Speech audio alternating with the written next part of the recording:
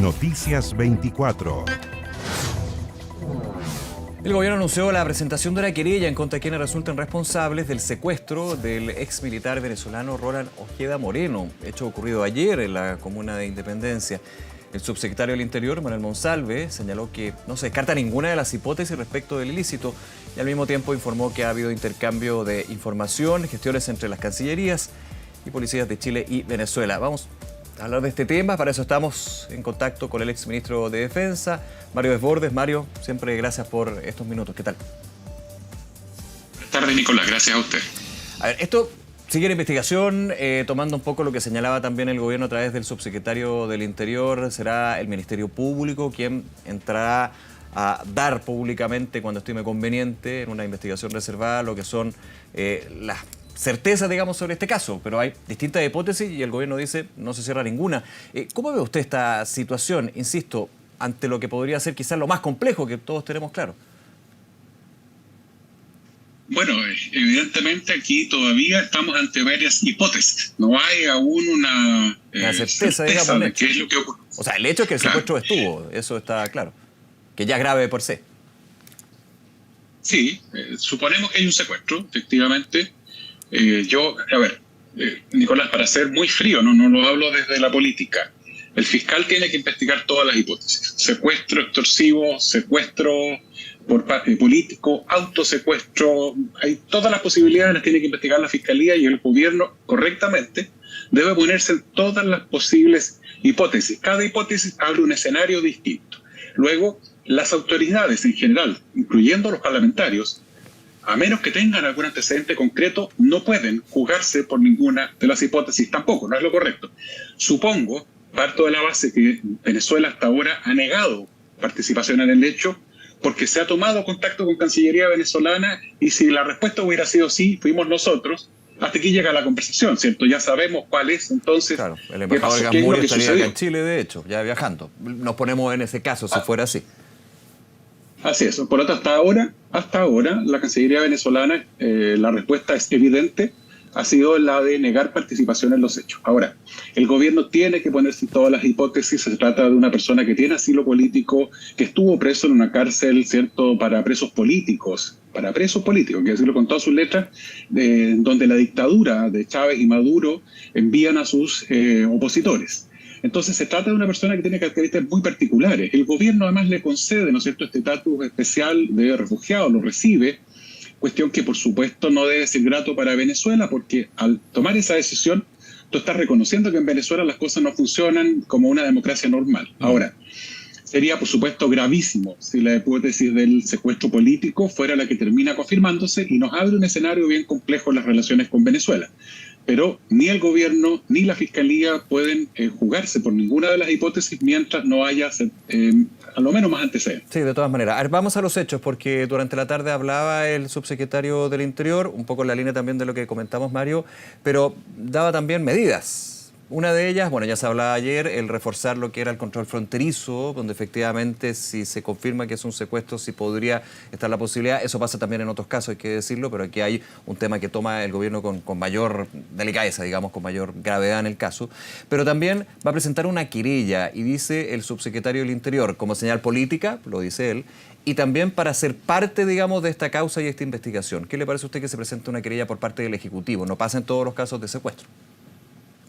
Parece correcto el que se haya citado una reunión en La Moneda con la ministra del Interior, la ministra de Defensa, entiendo, o el ministro subrogante, no sé quién participó.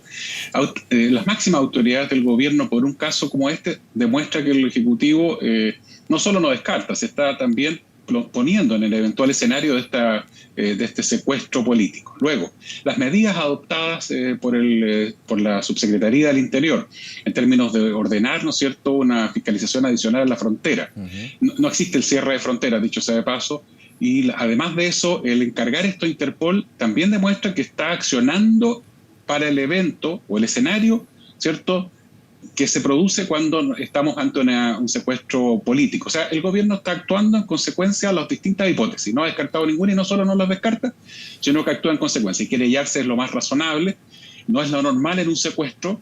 Me parece correcto porque le permite efectivamente al gobierno, ¿cierto?, actuar como parte en el proceso que se inició ayer con la investigación. Y eso, Mario, actuar en el proceso para tener más información, entendiendo que aquí es el Ministerio Público el que finalmente está dentro de las pesquisas como un órgano independiente, autónomo, el Poder Judicial.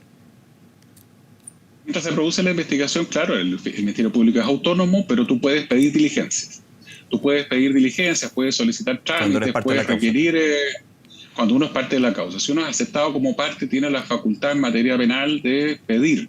Uno decidirá si pide o no. Y luego en el juicio, siendo parte de la causa, si es que se llega a un juicio en este caso, uno siendo parte también puede accionar, puede actuar pidiendo una pena mayor eventualmente o respaldando lo que haga el Ministerio Público. Ser parte de una querella de este tipo es importante. No es lo normal, vuelvo a insistir, Nicolás, nosotros estamos viendo con preocupación cómo el secuestro se transformó en algo que ya vemos habitualmente. No puede ser algo normal, no podemos aceptar que se normalice, pero empezó entre connacionales extranjeros, los pulpos, ¿cierto?, secuestrando peruanos.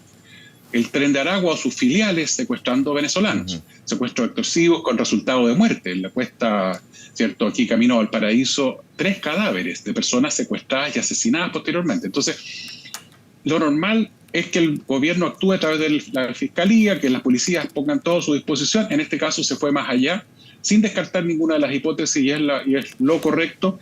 Me parece a mí que la PDI tiene, en el tema investigativo y en lo que respecta al tema Interpol, la mayor de las responsabilidades en términos policiales, y no me cabe duda que están de cabeza trabajando conjuntamente con el gobierno y con el Ministerio Público.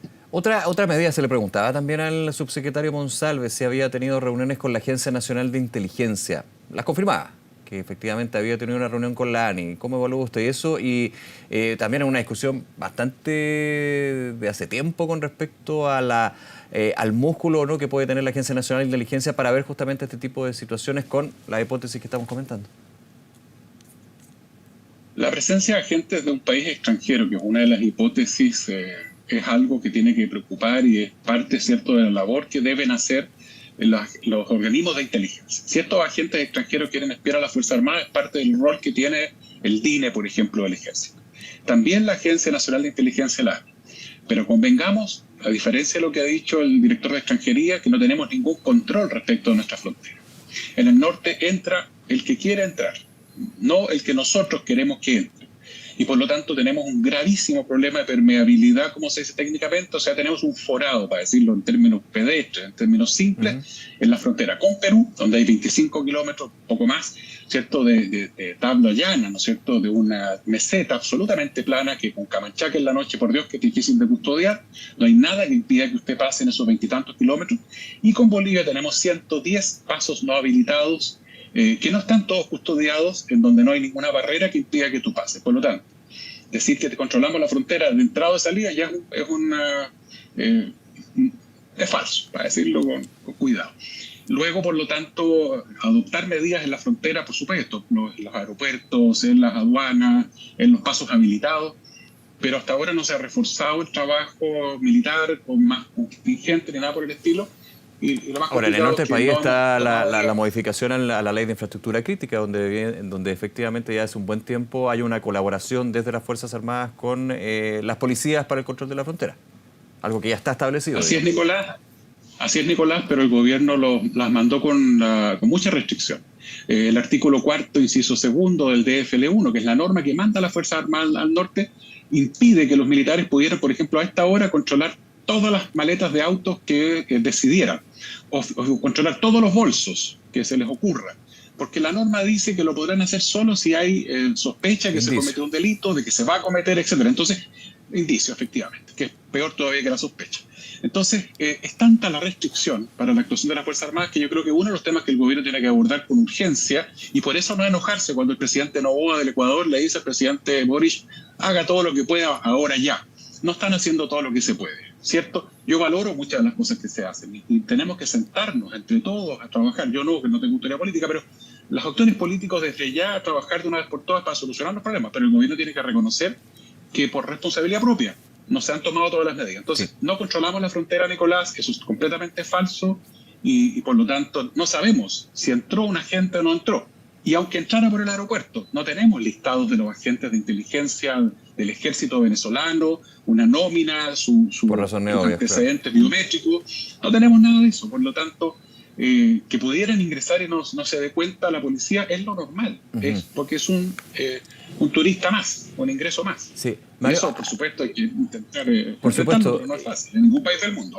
Sí, claro. Y quiero ir a otro antecedentes que se maneja de lo que sucedió la madrugada de ayer en este edificio de la Comuna de Independencia, que se llevan a este exteniente de las Fuerzas Armadas venezolanas. Porque hasta lo que se sabe ahora es que fueron personas que llegaron simulando ser funcionarios de la Policía de Investigación haciendo un control migratorio. Y lo que se tiene hasta ahora como antecedente es que estaban por lo menos bastante bien personificados. Eso también abre una situación bien delicada, ¿o no? En términos de suplantación de lo que son las policías. En este caso la PDI podría haber sido carabinero. ¿Qué decir? Por supuesto que sí. Y eso nos habla de un modus operandi que no es el habitual en este tipo de secuestros, no con tanta calidad, ¿no es cierto?, en la personificación, en el disfrazarse de policías. Habla de una preparación mayor. Aquí no es un grupito chiquitito, mal organizado, mal preparado, que hubo un análisis del lugar previamente, se hizo una planificación, se determinó cuál era el departamento, cómo se iba a entrar, a qué hora se iba a entrar. Hay información que habla también de que el ex militar venezolano, que desaparecido hoy día, cambiaba de domicilio, tenía temor, ¿no es cierto?, de que algo le sucediera. Uno se pregunta, ¿es normal? Por supuesto que no. ¿Venezuela hace este tipo de cosas? Uno quisiera pensar que no, pero sí lo hicieron, por ejemplo, con un militar en Colombia que aparece después detenido de vuelta en Caracas. Y no, entiendo que no es el único caso. Por lo tanto, el que él tuviera temor es lógico. Y por lo tanto, quien planifica esto, con todos esos peros, ¿no es cierto? Se cambia de domicilio, cambia de teléfono, se hace en la noche, en un edificio que tiene cámaras, con una audacia tremenda. No es una organización chiquitita, no es un grupo menor, si es que se trata de grupos delincuenciales o, peor aún, de agentes extranjeros. Sí. Hablábamos de inteligencia, y usted lo mencionaba también, los organismos de inteligencia de las Fuerzas Armadas, que conoce muy bien lo que fue su rol de ministro de Defensa durante la administración del presidente Piñera. Usted, yo me estoy adelantando porque probablemente hubo conversaciones con el ejército, no lo sé, pero si fue así el caso, ¿podría haber una colaboración por parte del ejército o la inteligencia de las Fuerzas Armadas para poder abordar este caso? O si la Fiscalía solicitara esto, me estoy poniendo en esas situaciones, digamos, ya que están las líneas de investigativa abiertas. Siempre las direcciones de inteligencia de las tres ramas de las Fuerzas Armadas colaboran. Tienen trabajo de inteligencia que busca evitar que sean ser espiados ellos, ¿no es cierto?, o que se cometan delitos por parte de funcionarios de la institución. Esa es contrainteligencia, y por lo tanto la labor de ellos está constantemente dando frutos, y a veces se obtiene lo que se denomina información residual. O sea, no es una información que tenga que ver con que me van a espiar una base aérea o que quieren robar el plano de una base naval. Claro. Y me he encontrado con información que tiene que ver con movimientos delitos que podrían llegar a algo así. Y eso se tiene que entregar a la ANI por la ley de inteligencia actual, la vigente hoy día. Es la ANI la que recolecta esta información, perfecto, la procesa y se la entrega finalmente al Ejecutivo. Ahora, siempre está a la disposición, las direcciones de inteligencia de nuestras Fuerzas Armadas tienen tecnología de primer nivel, no tienen un rol operativo respecto de los delitos comunes, pero están colaborando siempre, y por lo tanto es un hecho que se les debe haber consultado. ¿Tienen alguna información? ¿Les ha llegado algún dato de militares extranjeros? Eso a veces llega, y por lo tanto se les debe haber consultado de todas maneras. Es parte del manual de cortapalo, los checks que uno tiene que hacer con la ANI, con Dipolcar, con la Dirección de Inteligencia de la Policía de Investigaciones, con Interpol, etc. Mario, volviendo a lo que es, de por sí, vuelvo al punto y creo que es bueno reiterarlo, de por sí un secuestro es grave. Nadie va a discutir esto, pero cuando tiene un elemento en términos de eventualmente, y lo pongo en condicional porque está la investigación, de que haya una participación de agentes extranjeros, en este caso de Venezuela, obviamente la hace aún más grave aún. Si se llegara a confirmar esa situación, le hago la pregunta de su experiencia también, desde la política, desde un gobierno, ¿se debería cortar relaciones Chile con Venezuela? Si se diera y se confirmara esa situación. Adoptar medidas diplomáticas bilaterales y, por supuesto, medidas diplomáticas en organismos internacionales. ¿Cuáles son las medidas? No es fácil, ¿eh? Sí. Hay gente que habla, por supuesto, desde declarar la guerra hasta declarar la guerra, por supuesto, no vamos a invadir pero no llegar, Venezuela. por ejemplo, a una nota de protesta. Claro, un ejemplo brutal es el de Navalny en Inglaterra, en Londres, un refugiado político ruso que además adquiere la nacionalidad británica y es asesinado en Londres usando polonio. Se confirma finalmente que son los agentes rusos los que asesinan a este refugiado con nacionalidad británica. ¿Qué hace el gobierno inglés? Por supuesto, toma medidas económicas y diplomáticas respecto de Rusia, del gobierno, del Estado ruso. Ese es un caso muy extremo y fíjate las medidas que se toman. Son esas, protestas internacionales, se hacen embargos económicos, etc. ¿Rompió relaciones Inglaterra con Rusia? No en ese minuto. ¿Lo podría hacer Chile? Sí, puede hacerlo, pero tenemos cientos de miles de venezolanos en Chile, entonces el mantener las relaciones tiene también un tema útil en paralelo. Ahora, sí. Es el presidente el que tiene que resolver, el Congreso probablemente va a pedir información sobre esto apenas vuelvan a trabajar en marzo próximo, el 4 entiendo regresan. Así que las medidas son fundamentalmente diplomáticas y económicas, bilaterales y también en ante organismos internacionales si se llegara a confirmar esa hipótesis de participación de agentes o de personas pagadas o encargadas por un gobierno extranjero. Mario Desbordes, como siempre, muchas gracias por conversar con nosotros. Que esté muy bien, Mario. Hasta luego. Muchas gracias, Nicolás. Hasta luego. Buenas tardes.